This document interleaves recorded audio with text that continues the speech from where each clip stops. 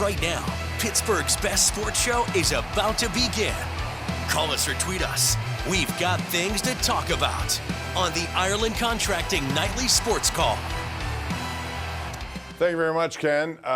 This is not going to be a Kelsey version or whatever you want to call it. Taylor is doing a great job, although Travis Kelce has not had the same numbers ever since that relationship began. I'm just saying.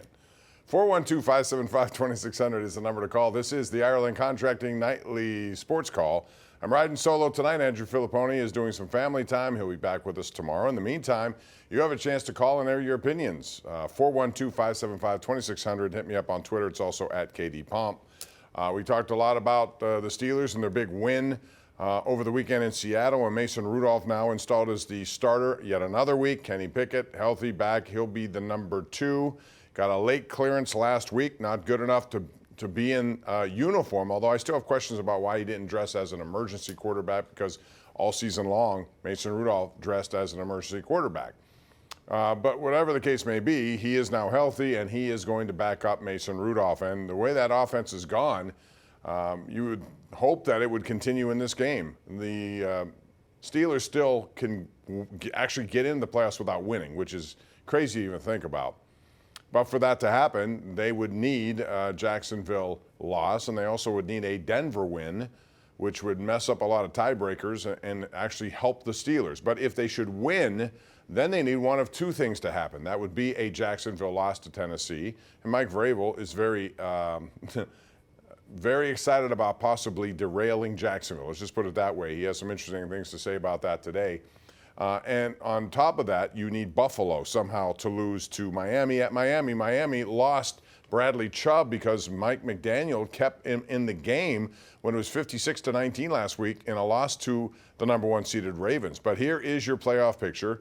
Again, Miami's already in, but they're playing for the division, so there's still a lot of momentum for Miami to try to win that, stay as the number 2 seed. Buffalo, they need to win, quite frankly. And if they don't, it would help the Steelers. You'd have to wait probably until midnight Sunday before you find out if the Steelers could be in the playoffs. So you're going to be watching Saturday at 4:30 when they travel to Baltimore. And then you're going to watch all day, to see if one of these teams can lose, whether it's Jacksonville or whether it's Buffalo at night against Miami. But Miami's got some issues right now, no doubt. As far as the Ravens are concerned, John Harbaugh has not played his hand here publicly. We don't know what he's going to do. Back in 2019, RG3, same situation. They had the number 1 seed. They did not play Lamar Jackson. He also was banged up. So RG3 played and beat the Steelers in the same sort of situation, a game the Steelers needed, couldn't get it done. So it's Tyler Huntley, I should say, and he's a guy who is not unfamiliar to the Steelers. He beat them last year. He's a guy who was actually a Pro Bowl member, even though that was highly debatable, I thought. But he's a guy who's had some experience as the backup, and I wonder how many of these guys. It's not like the preseason. You don't have 90 guys. You can't just deactivate everyone. You're going to have 6 deactivated guys, and the rest of them are going to be in the lineup. Whether or not they play or not remains to be seen. But you can imagine that John Harbaugh would like nothing more than to derail the Steelers and end their season, not unlike what Mike Tomlin and the Steelers would like to do if they were in the same exact position. So your take on that game at 412-575-2600. And then I want to also play a little hypothetical game, because why not? That's what we do here. If Mason Rudolph has a really good game again and they win, but they don't get into the playoffs, how do you see the offseason quarterback situation for the Steelers playing out? Your take is welcome here again. It's 412-575-2600. When we come back, we'll also talk about 2 losses tonight. The Pitt Panthers at home against North Carolina, they lost, and the Penguins lost at home. They dug a big hole for themselves. It's almost like they had a New Year's bender, and they still hadn't recovered from it because they started badly. 4 goals in the first period. They surrendered before they came back to make it 4-3. They just could not get the equalizer. They lose in regulation 4-3 to the Washington Capitals, so the Penguins are now 18-14-4. All right, we'll take a break. We got a lot of people on the lines. We'll rattle through those calls next, right here live. It's KDKA+. Also, we are on simulcast on 93.7 The Fan. This is the Ireland Contracting Nightly Sports Call. We're back with your calls next.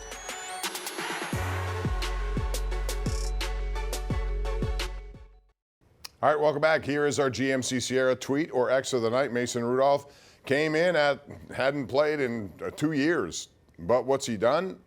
win 2 games, 540 passing yards, 2 touchdowns, no interceptions, and yet taking calculated risks down the field, making plays, and protecting the football, doing them both. 117-yard pass rating. That is among the best in the NFL. In fact, it is the best. And 10.8 yards per attempt. Pretty good stuff by Mason Rudolph, which leads to the situation at hand. If he plays well in Baltimore, they win. Even if they don't get into the playoffs, what does it do? Well, keep in mind that Mason Rudolph is a free agent at the end of this year, so the ball will be in his court about what to do. I find it fascinating. I know one thing, Mason Rudolph's made a lot of money for himself so far in the last couple of weeks, and maybe more as time goes on.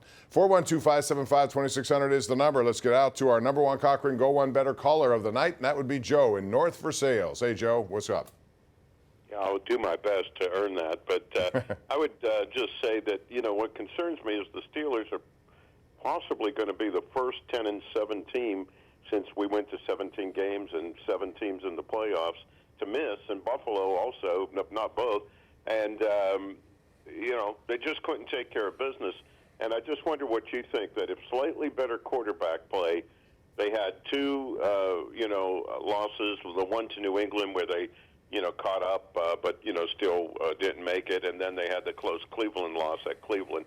You got to figure that right now the Steelers would be sitting at 1 less loss, and I think they already have a playoff berth. And I think we might look back upon it, regretfully. But regarding Mason Rudolph and the Steelers quarterback situation, they're not going to bring in Cousins. They're not going to bring in Russell Wilson. No, I agree. So right now, I would keep starting with Rudolph, particularly if they do make the playoffs, and give him, like you say, the open competition in later. Thanks, Joe. Appreciate that. Yeah, listen, he has nothing to lose. Get out there and play, and he's played very well. And Mike Tomlin, after 1 game, from what Kenny Pickett said today, looked like he was in a position, if Kenny Pickett was healthy throughout the course of the week and got enough reps, that he would have been Tomlin's choice in Seattle. Didn't turn out that way. And then you put back-to-back good games for Mason Rudolph. Tomlin is doing the smart thing right now and riding a hard hand, and why shouldn't he? This offense has looked better than it's looked at any point of this season.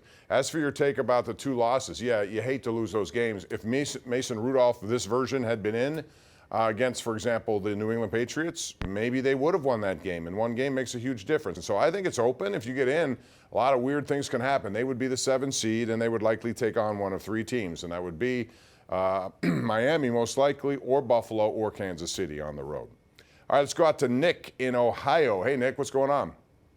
Hey, Bob, Happy New Year to you. You too. My concern is the defense for the Baltimore game. Is Minka going to be coming back? Is TJ Watt going to be okay? Do you know any updates? Yeah, TJ should play. He was voted team MVP today, which is good for him. That's the 4th time. But as far as Minka, I doubt it. I don't think he's going to be ready. Hopefully he will be. And this is why this game still makes me scratch my head. As much as I want to say the Steeler offense should do well, especially if guys like Roquan Smith don't play, Patrick Queen. They don't want to, risk injury. So the Ravens' defense might be easier to deal with. But on the other side of it, the Steelers are still playing with a very patchwork defense. They have missed 4 of their safeties, 4 top 4 inside linebackers. They could be had.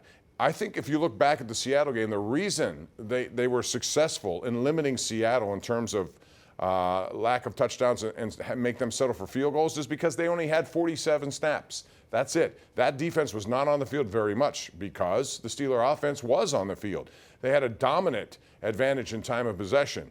That's what it will need even this week. You want to make sure that you don't give that defense, which again, all due respect for the guys who are doing their work. They've come in. Eric Rowe's been terrific, but Michael Walker, all these guys, the longer they're on the field, the worse they're going to get, in my opinion. Therefore, the offense needs to control the ball, and what we saw with the run game was very encouraging. Let's go to Emmett in Munhall. Emmett, what's going on? How are you tonight? I just want to say that everybody's saying how good the runners were and the offensive line. The reason for it was they didn't have to fight 8 men in the box because we had a quarterback who could finally throw the ball. Yeah, and was willing to do it down the field. Again, calculated risk-taking. They stressed not turning the ball over. I know how important that is, but I also know that you got to take some shots down the field once in a while. And if they put 8 in a box, that invites one-on-one outside coverage. Mason Rudolph has that ability to put the ball, and again, the play down the field to Pickens when he was being sandwiched in the middle of the pocket, and he stood in there, kept his eyes on that play, and delivered almost flat-footed. Tells you a lot about, you know, what he can do in the pocket. I think that's a huge advantage. I was watching Michael Penix last night for Washington. Boy, that guy intrigues me as a NFL quarterback. He'll be taken somewhere early in that draft. He's a lefty, but boy, he's got arm strength and accuracy no matter what level of throw we're talking about, especially the deep throws. He puts it there, and I think that's such a huge advantage if you can do that in the NFL. Tate on the North Shore is on the Ireland Contracting Nightly Sports Call. Hey, Tate, what's up? Hey, how you doing, sir? Good. How are you? Hey, we were talking about the you had took the words out of my mouth about I would try to move up to get Penix. You're going to have to move into the top 5. That's going to cost you a lot if you do. Huh? I'm sorry. No, go ahead. Yeah, I would try to move up to get him because I guess the stock. I thought he might be the 3rd or 4th quarterback to get picked in the draft until last night. And his stock is I mean, he makes all the throws. Mm-hmm. He really does. He's not afraid of stepping up in the pocket. I think his stock is on the rise for sure. But there are a lot of good quarterbacks in this draft coming up. It depends on what you want. And a lot of this will come down to what Chicago. They have the number 1 pick. They got it from Carolina, of all things. But they have Justin Fields, and he's been playing better. He enters a time where they're going to have to pick up a 5th-year option, which will cost them $20-some million a year. And they also have the opportunity to extend him if they believe in him. If you do, they have the 1st and I think, 4th or 5th pick. They have 2 picks. They could really help their offense a lot or their defense. Or they can decide we'll trade Justin Fields. We'll take a new quarterback. And in Fields, you may get some assets that allow you to do the same thing only with a new quarterback. It all, to me, is predicated on what they think of Justin Fields. Although I believe they'll sign him. He's shown me enough that I would do that, pick up his 5th-year option minimum. All right, let's go out to Matt and Butler. Matt, thanks for calling. What's up? Hey, Bob, 2 quick questions. One, have you seen enough that tells you that Kenny Pickett is not a number 1? And number 2, based upon these most recent results, do you think they're going to keep Tomlin? Yes, I think Tomlin will be extended. I think with Pickett, I want to see a new offensive scheme before I make any sort of conclusion about what he is. I haven't seen enough, no. I don't think they've seen enough, quite frankly. I will say this about him. He has that ability in 4th quarters to raise his level of play, to make throws when he absolutely has to. And I really respect that in a player. He doesn't shy away from those moments. But we haven't seen a consistent game from him from start to finish, like we've seen with Rudolph the last couple. So I need to see more, but I'm not giving up on him at all. I want to see a new scheme. Although these guys, Faulkner and Sullivan, are doing a pretty good job so far in the last couple of games. But it again helps to have throws down the field, which loosen up a defense and make the run game even better. We'll take a break, come back with more calls. This is the Ireland Contracting Nightly Sports Call. It's 7 nights a week, right here live on KDKA Plus and simulcast on 93.7 The Fan.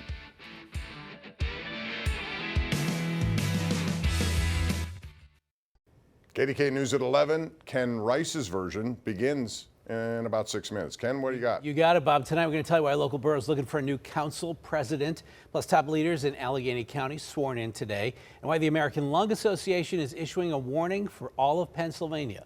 All coming up in a few minutes at 11, Bob. See you then. All right, Ken, thanks very much. Let's go out to Brad in Brookline, who joins us on line 1. Hey, Brad. Hey, Bob. I'll tell you the difference between Pickett and Mason. Rudolph has pocket presence in him. The throw to Pickens and the deep sideline against Seattle was a big-time play. Mm-hmm. If it was Pickett, he would have moved left, right. He would have never settled in the pocket. But Rudolph will never, ever have a chance next year to be the number 1 starter.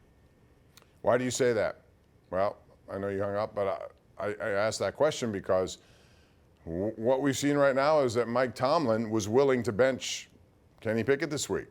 Pickett is healthy, but he's seen enough from Mason Rudolph to continue riding that. If he sees that and he likes that and that continues, what would make you think he wouldn't have a legitimate chance? I think he would have a chance. And I think it would only be fair to make it an open competition. That's what training camp is supposed to be about anyway. So why wouldn't you? Take the best man wins, and both guys know it. if they keep, and I don't think Trubisky will be around, so they're going to have to either draft somebody or bring somebody else in. All right, let's go out to Larry in Sharpsburg. Hey, Larry, what's going on?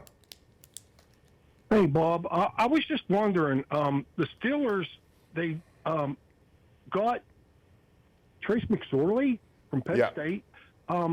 Now, I know he's on, I guess, the practice squad or whatever. Does he have a chance even to play for Pittsburgh? I think not, no. Maybe next year as a third quarterback, maybe. One more quick call, and that would be Lucas in Millvale. What's up, Lucas? Hello. Yeah, I'd just like to say that I think the national coverage is overblown about the Pickett-Rudolph situation. We're out of time. I'm sorry. Sorry, Lucas. I'll give you a mulligan tomorrow. Good night, everyone. We'll see you tomorrow.